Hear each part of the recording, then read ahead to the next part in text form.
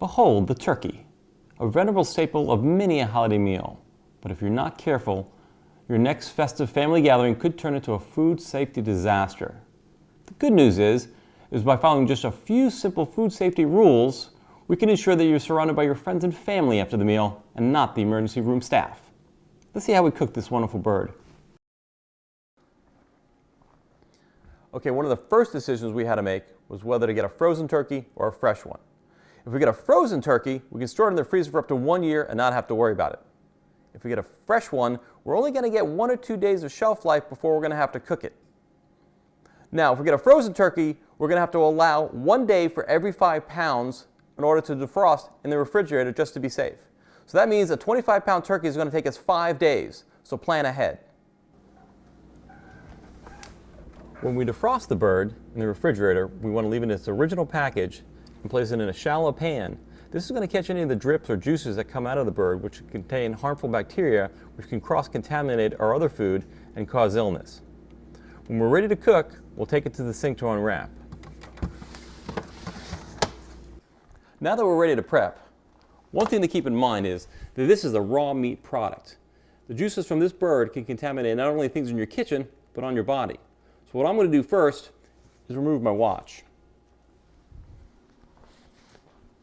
First thing we need to do is remove the bird from the packaging.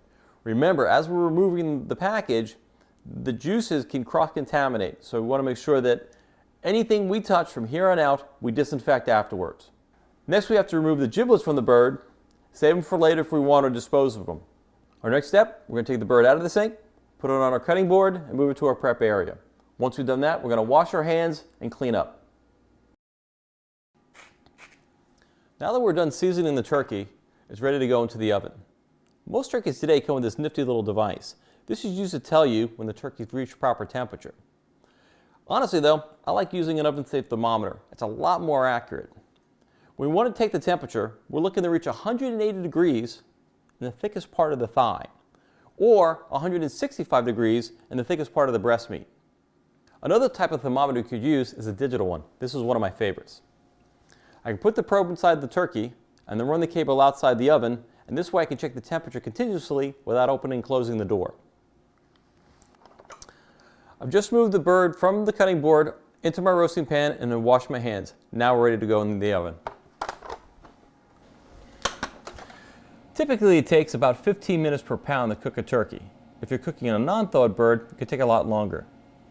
My suggestion, just trust your thermometer.